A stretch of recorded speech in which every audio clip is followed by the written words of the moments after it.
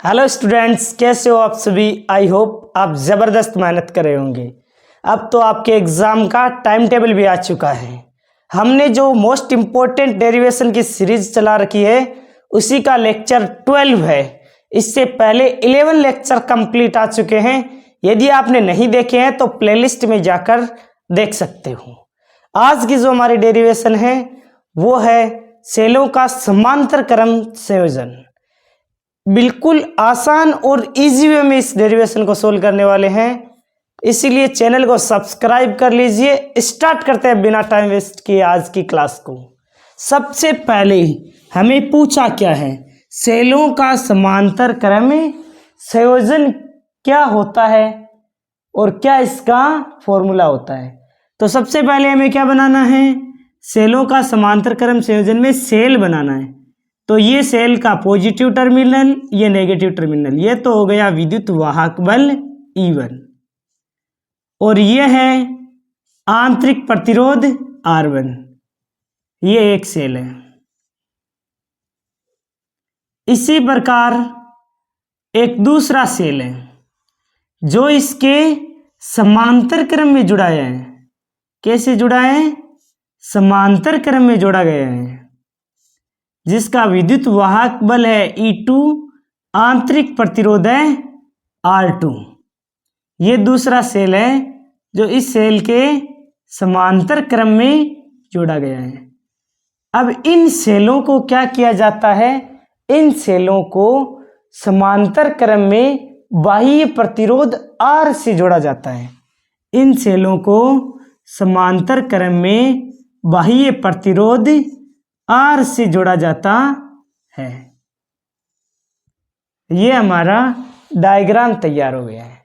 फिर हम क्या करेंगे, फिर हम इन दोनों सेलों को एक तुल्य सेल से प्रतिस्थापित कर देंगे।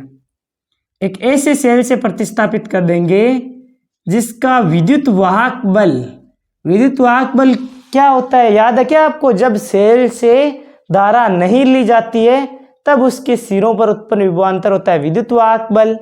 जब सेल से धारा ली जाती है तब उसके सिरों पर उत्पन्न विभवांतर होता है टर्मिनल वोल्टेज। ये छोटी छोटी परिभाषाएं भी आपको ध्यान में रखना है। अब इन सेलों को क्या किया जाता है, एक सेल से रिप्लेस किया जाता है जिसका विद्युत वाहक बल है E तुल्य और आंतरिक प्रतिरोध है R तुल्य। इससे इसको रिप्लेस किया जाता है। इसके समांतर क्रम में बाह्य प्रतिरोध R जोड़ा गया है।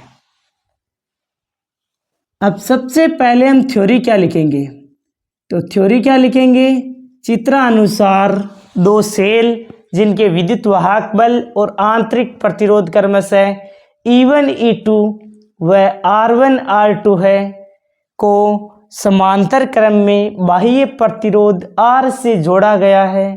तब उनके सिरों पर विभवांतर क्या होगा, विभवांतर तो समांतर क्रम में समान होगा और धारा इनमें अलग अलग होगी। जैसे I धारा आ रही है इधर से I1, इधर से I2 और I धारा इस परिपथ में इस प्रकार बह रही है। तो सबसे पहले थ्योरी लिखते हैं इसकी। चित्रानुसार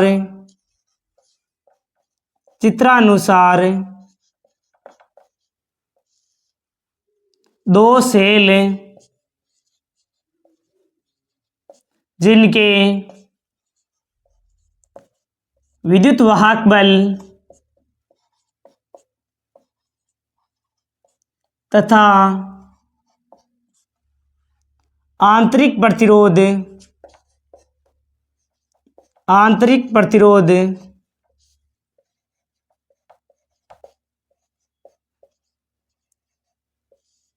क्रमशः E1 E2 व R1 R2 है को समांतर क्रम में बाह्य प्रतिरोध बाह्य प्रतिरोध R से जोड़ा जाता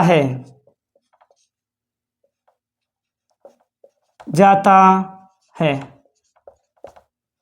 इन सेलों को एक सेल जिनका विद्युत वाहक बल E तुल्य तथा आंतरिक प्रतिरोध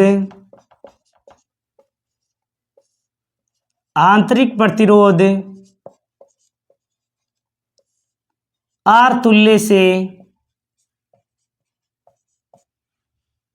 प्रतिस्थापित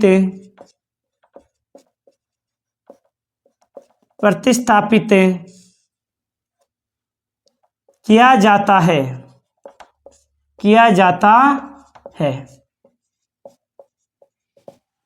अब ध्यान दो, अब हमने पढ़ रखा है सेल के लिए फॉर्मूला V = E - IR।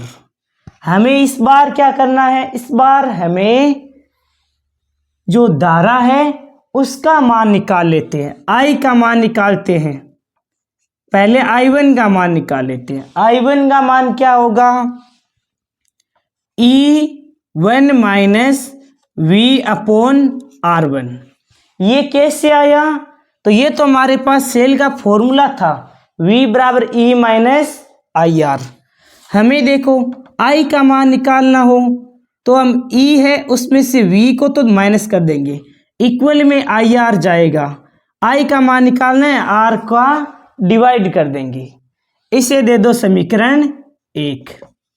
इसी प्रकार I2 का मान निकालना है तो I2 के लिए क्या हो जाएगा, E2 विद्युत वाहक बल क्या हो जाएगा, E2 - V, विभव समान है इसीलिए V लिखा है मैंने, अपॉन में R2, इसे समीकरण 2 दे दो। अब ध्यान दो, जो हमने तुल्य सेल से इन दोनों सेलों को रिप्लेस किया है यानी कि प्रतिस्थापित किया गया है, उसमें धारा कितनी है, तो I = E तुल्य - V/R तुल्य। यहां तक क्लियर हुआ सबको। अब हम आवेश संरक्षण से जानते हैं, आवेश संरक्षण से I = क्या करना है हमें, I1 + I2 करना है। बिल्कुल आसान है, घबराने की आवश्यकता नहीं है। पहले आपको सेल का समीकरण निकलना है, उसके बाद में I1 का मान निकाल लेना है और I2 का मान निकाल लेना है। इजी वे यही है जिसमें आप I1 और I2 का मान निकालो और I1 और I2 का योग है वो I के बराबर हो जाएगा। तो ये लिख दो, I का मान क्या हो जाएगा, E तुल्य - V/R तुल्य इक्वल टू I1 का मान क्या है, E1 - V/R1 प्लस में E2 - V/R2। अब हम तुलना करेंगे इसलिए अलग अलग भाग लगा देते हैं। E तुल्य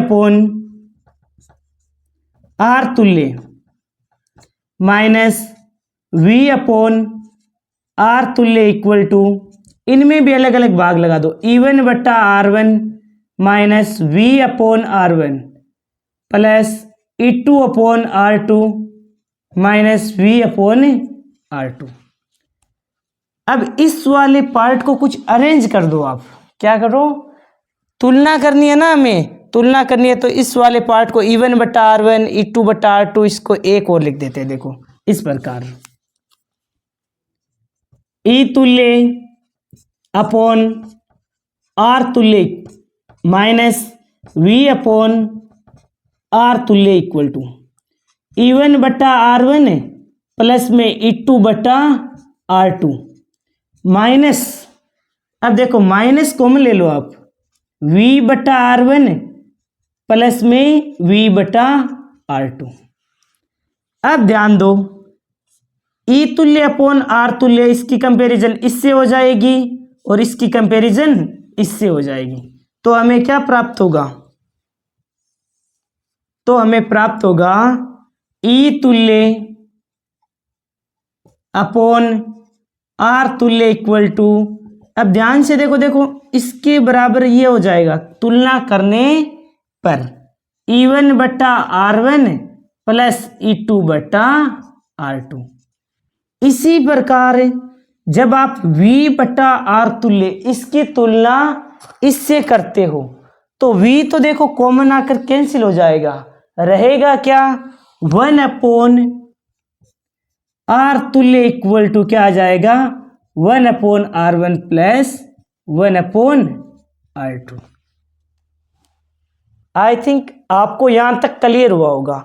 अभी तक हमने क्या किया है, दो सेल है उनको समांतर क्रम में जोड़ा गया है बाह्य प्रतिरोध R के साथ, धारा का मान निकाल लिया।